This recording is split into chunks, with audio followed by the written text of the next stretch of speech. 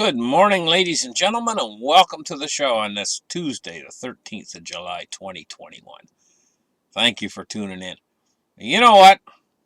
Some people listen to my shows and they say doom and gloom, and pessimistic outlook and everything. But the truth is about me is I'm actually an optimist. But I'm not going to hide the problems in the world for you guys. I'll come out and just say it the way it is, in a realistic fashion of what's going on out there. We got some big systematic problems that aren't going to go away. One of these problems is COVID. And has anybody really thought about what they call a post-COVID world was going to look like?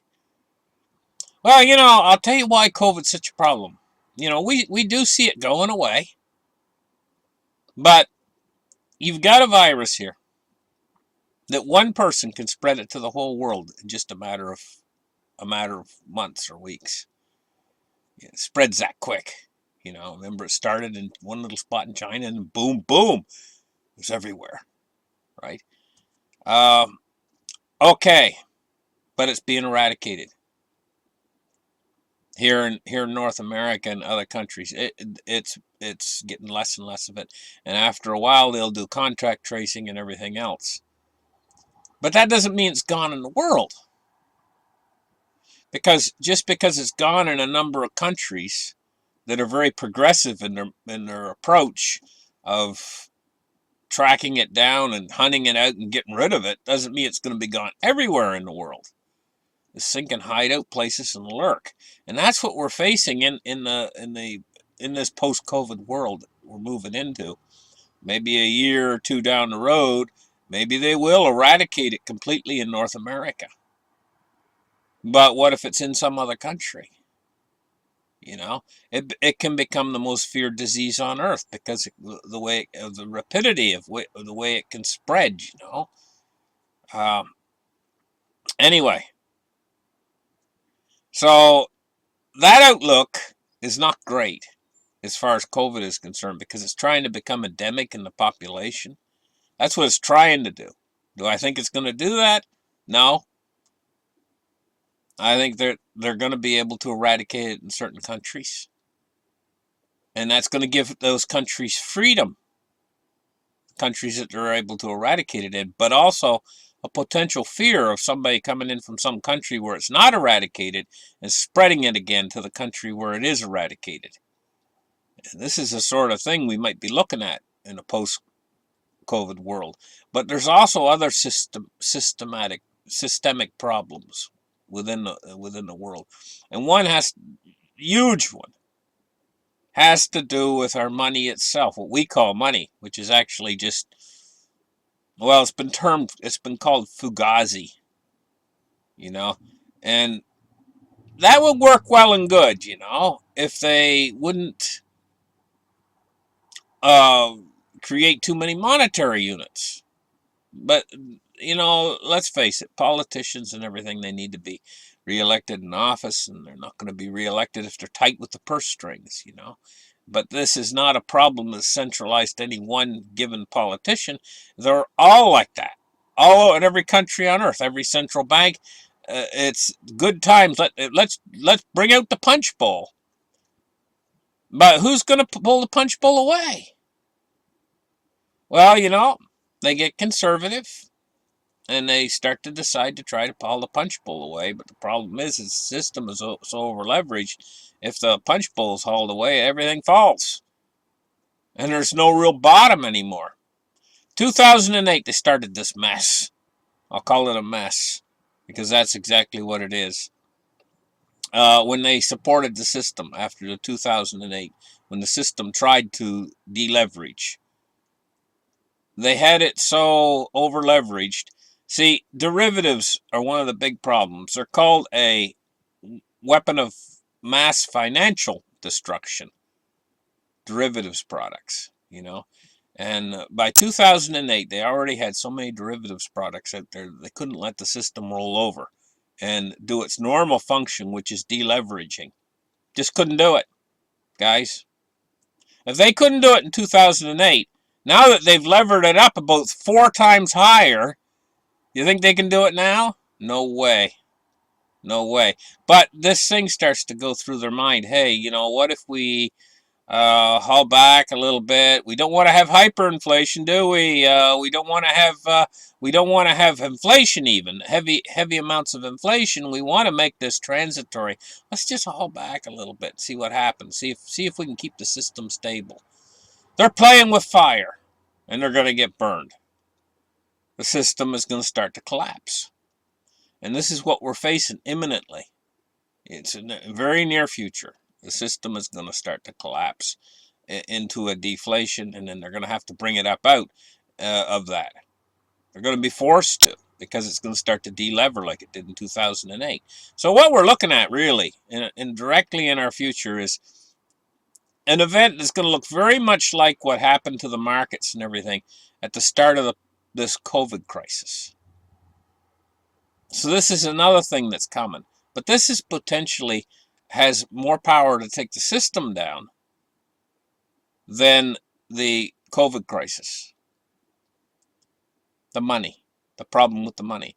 Because when they start to toy with this thing and they get a deflation going, and they have to put that fire out, the amount of liquidity that they're going to have to inject into the system is going to send us over the edge and going to start to move us into the real high, powerful inflation.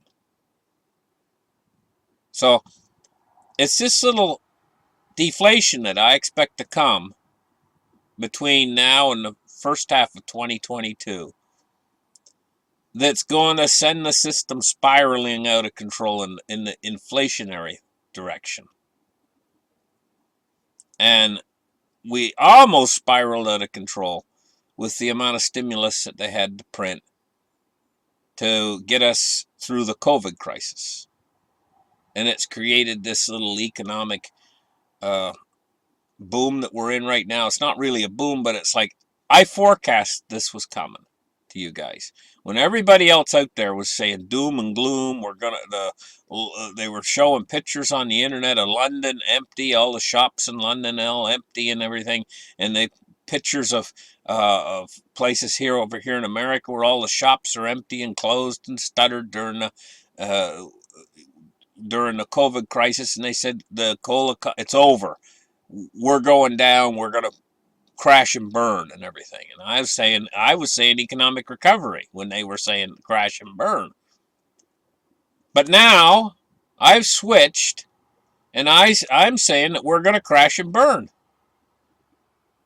Okay, and I'm going to tell you guys about when. It's probably the second half of 2022. And you guys are saying, well, why? Why would that happen? Why would we crash and burn? Glenn? Come on, I mean, we're in this economic recovery now. You know, everything's starting to look better. COVID's shrinking back. Why are we going to crash and burn in the second half of 2022? And I'll tell you guys why. Is because we created inflation, tremendous amounts of inflation that's out there right now. It's getting us through this COVID crisis. When this deflation comes, because they say, oh, the crisis is over now. You know, we don't have to put out these big spending packages anymore and stuff, you know. And they're starting to haul back. That hauling back is going to make the bubbles start to pop out there. And when these bubbles pop, then they're going to have to come back in to rescue the system again. Well, last time it nearly pushed us over the edge. This time it's going to push us over the edge toward inflation. Because there's going to be parts of this system out there that are still inflating when we have this deflationary event within the upper echelons. So what we're going to have is, we're going to have the reverse of what we had. Do you remember during the COVID crisis, we had the upper echelons of the financial system being pumped full of money? Okay? And the outer part, Main Street, was dying. It was deflating. Then they pumped all that money in there. And what happened is now they've brought Main Street up some. The money's starting to flow through Main Street some. But now the Wall Street end, the upper end, is going to start to collapse and drained of money. So see, there's two parts to the economy.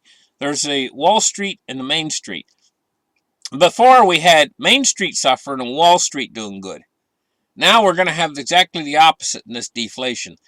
Wall Street's going to suffer and Main Street's going to still be pumping along with inflation. So then what they're going to do is, next time, because the whole thing's different this time, Wall Street is going to be drained this time. They're going to come in with this ample liquidity, but Main Street is still going to be out there putting the prices up. We're not going to be over the inflation, while the upper echelons is deflating. So then when they pump the money in next time, it's going to push us over the edge. And we're going to have both sides start to inflate at the same time, rather than with just one side. See, we've always had 50% of the coin that was inflating, and the other side was deflating. This time it's going to be, once they release those floodgates of money to cure this next deflation, that's what's going to spring us into the real heavy inflation. Like you haven't seen nothing yet. It's going to go beyond 1970s style inflation. And that's when confidence is going to start to be lost. Because it's all a confidence game, guys. The dollar and all these other fiat currencies are all just a confidence game. Once you lose that confidence, you can't get it back. So where we're headed toward a world where COVID's going to be the most feared disease on earth. And goodness knows what measures they'll take to try to contain it when they get it eradicated in some countries and other countries still have it. What measures they'll take to try to stop it, gosh only knows. And this means things like international travel could be impacted by these measures that they might have to take to try to keep it out. When they finally get it out, they'll really want to. They're not going to be like they were before. Remember when it first started? You know, they're still letting flights come in and everything else. You know, they're going to fear it now. Well, if one country has it and another country doesn't, they're going to fear the country that has it, and they're going to fear getting it again. No, they don't want it. Nobody's going to want it, and it's going to be the most feared disease on earth because of the way it can travel around the earth so fast. One person can have it, and then everybody on Earth can have it. Just a few months later, it travels exponentially. It's so fast, it's unbelievable. It's going to be the most feared disease on Earth. At a certain point, like, you know, when they start to really get it because of the effort they've put in to try to get rid of it. If it still remains in one place, well, it's going to be like, plague, plague, plague, you know, like they were in the Middle Ages when they were all scattered and running away from anybody that had the plague. I mean, it's going to be feared. Anyway, and we're going to have these monetary crises, mostly hyperinflationary. And so what's the world going to look like in the future? Well, I'm going to tell you guys, it's not real pretty. We're going through a huge major adjustment in the world into a technologically advanced world. That's where we're going, ultimately. You know, and the problem with this is it's a hurdle. There's dangers out there that our civilization just might not make it into a technologically advanced civilization. Like, we got to get over that hurdle in order to make it to the next level. And we might trip and fall on that hurdle, and our whole civilization might completely collapse. Along with what that would bring if our civilization completely collapsed. Of course, most people, the earth was going to be depopulated. I mean, I don't know any other way of putting it. And that's the hurdle we're trying to get over right now.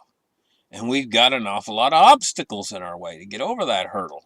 Not just disease, we got diseases, we got monetary problems, we got social problems between one country and another. Like people think of governments, they think of them as like a unified force. But no, governments is made up of individuals, and each individual thinks differently, and that creates nothing more than confusion. So our entire world, our entire planet is being run with confusion. And how do we communicate with one another? Well, for thousands of years, what we do is we move air through cords in our throat to make vibrational sounds. I mean, it's a ridiculous form of communication. And that form of communication is not a good way to get ideas and concepts across from one party to another. It really is. It's very uh, it's a very unusual form of communication when you really think about it. Taking a cord in your neck and vibrating the air to make sounds, and then to make those sounds so that you can get across ideas and concepts is very, when you really think about it and analyze that. Just what I'm doing right now, what they call talking, is a novelty, I mean, it's weird. It's strange. Anyway, moving on to the markets, because I'm getting a little bit away from my topic here. I got to get back on track again, guys. Anyway, let's get in there and let's take a look at the markets today. Let's take a look at the silver price. 26.14, it's down 7 cents on the day. It shouldn't be. Gold and silver, I'm telling you guys, gold and silver is the only thing in the whole financial system that's real. It's all a bunch of mirrors. Like when you go in those mirror houses and all these images reflected everywhere. Can't tell who's real and who's not. It's all a bunch of smoke and mirrors. The whole financial system, except for real physical gold and silver. It's the only thing that's real. But they're keeping the price down using fake gold and silver, which isn't real. Paper, just written on paper. This is silver. It's not silver. It's just a piece of paper with silver written on it. What a bunch of baloney. 26.14 is down 6 cents. This price is in no way reflects upon what the real price should be in dollars of silver and gold. It's all a farce. Oh, did I get the charts started? I don't see that they're started. Okay, we'll start the charts right here so you guys can see. 26.14 for silver. Okay, now we're going to take a look at gold. Gold is $18.12. It's up $5.60 on the day so far. Let's take a look now at cryptos. Cryptos is 1,341 billion, which means it's down because it was up around 1,400 billion. 32,527. So it's getting down near the low end right now. It's in a low ebb for cryptocurrency. I mean, let's face it, Bitcoin. Who the heck can you actually price a Bitcoin? How can you price it? Can you say $100,000 Bitcoin is cheap? Can you say a $1 Bitcoin is high priced? Where do you find a price for this asset class? Because it's, first off, it's intangible to begin with. I mean, it's nothing more than air. A computer algorithm is all it is. And how do you price it? It could be $1 billion of Bitcoin and be a cheap Bitcoin, or it could be $1 and be an expensive Bitcoin. Right now they've got the price set at $32,569.77. But you could have bought them for a nickel. It's the most ridiculous thing on earth is cryptocurrencies. As far as I'm concerned. But that being said, it works. It reminds me of the bumblebee. The bumblebee shouldn't be able to fly. He got tiny little wings. Great big heavy body on him. But he doesn't know he's not supposed to fly, so he flies anyway. And there you go. That's what you got with Bitcoin. Okay, Dow Jones Industrial Average, 34,920. It's down 75 points on the day anyway. So the Dow Jones is dropping a little bit today. We could get this deflationary event anytime. It could happen anytime between now and the end of the year, or in the early part of next year. But I figure it's coming. In the next, they moved it up closer when they did this whole repo business with the repo swaps, reverse repos. They moved it up closer, and now things like Wells Fargo. That's very deflationary what Wells Fargo did by removing those credit lines. What I understand is they're going to reestablish credit lines, but it's going to be home equity credit lines that they're going to reestablish with Wells Fargo. So they're going to require you to have credit line with your home equity. I think that's the direction that they're going to be moving in pretty soon. Let's take a look now at crude oil, 74.19 right now. It's up 9 cents on the day. The MOVE index, 60.78, so it's getting up there a little bit, starting to warm up. The MOVE index signals instability in the credit markets if it goes over 80. That's the mark that I put on the MOVE index. It goes over 80, you're getting a little bit of instability in the credit markets. So it's still at 60. It would have a ways to go. It's moved up 6.75 points today, though. That's quite a little jump. Let's take a look at the bonds today. And we're seeing a mixed bag today. Middle of the yield curve is rising yields, and the long end is falling yields. The U.S. 10 years at 1.359, and the U.S. 30 years at 1.978. It's not a lot of no big movement in bonds today. Let's take a look now at the dollar index. She's riding high, and she's been rising today. 92.49. During this deflationary spike event, depends on how deep they let the deflation go before they step in. I'm thinking that the max the U.S. dollar index could go to during that deflationary event would be around 120. That's if they wait a really long time before they step in, But it's gonna make the U.S. dollar index climb when the deflation comes. Probably within the next 6 months, it's gonna come. It's gonna come suddenly. Who knows what'll trigger it? Could be a series of little things that trigger it and get it going. Once it gets going, it's going to be like it's going to gain momentum. It could start anytime, probably in the next 6 months. And once it fires up and really gets going, you're going to see some massive market drops. Price in the Dow Jones and in the other indices. And they're going to stand on their hands at first. And they're going to watch it and hope it's going to stop.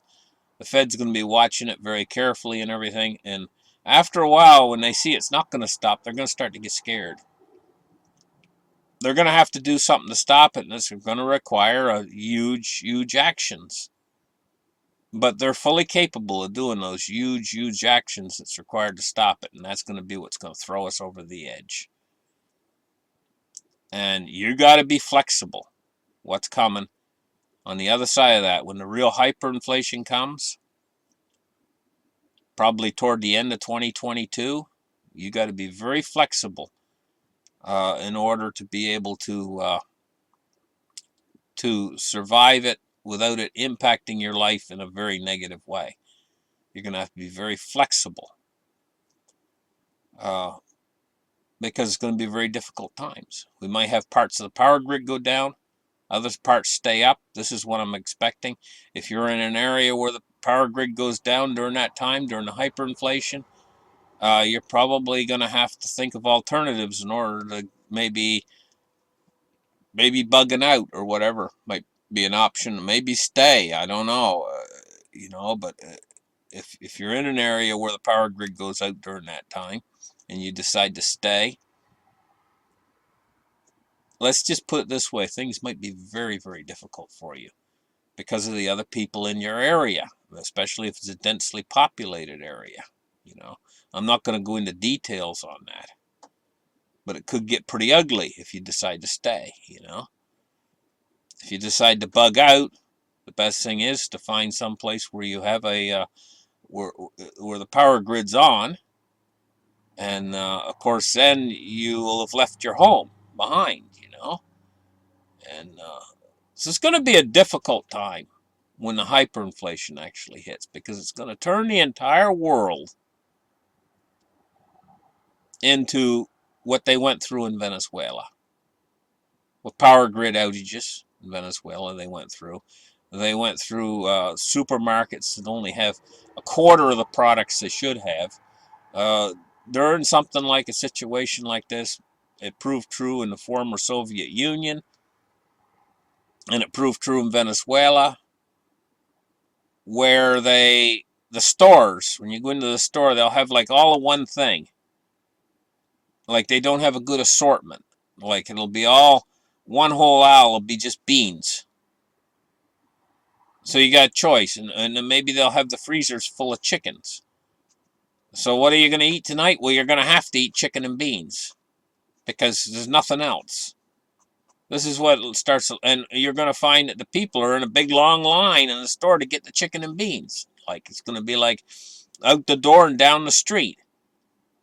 And then if you're too late and you don't stand in line, you're not going to get any chicken and beans even. You know, that's the kind of world we're headed toward.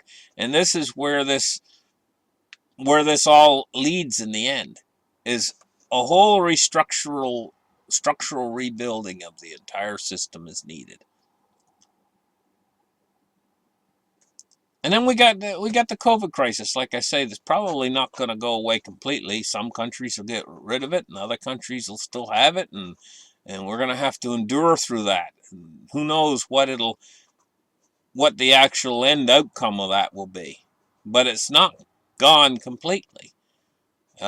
You know, and it's not gone until the last person that has it it's over it, and then it's completely gone. And that kind of a world, goodness knows when we would ever get to that point where we're completely got the whole world eradicated of this thing.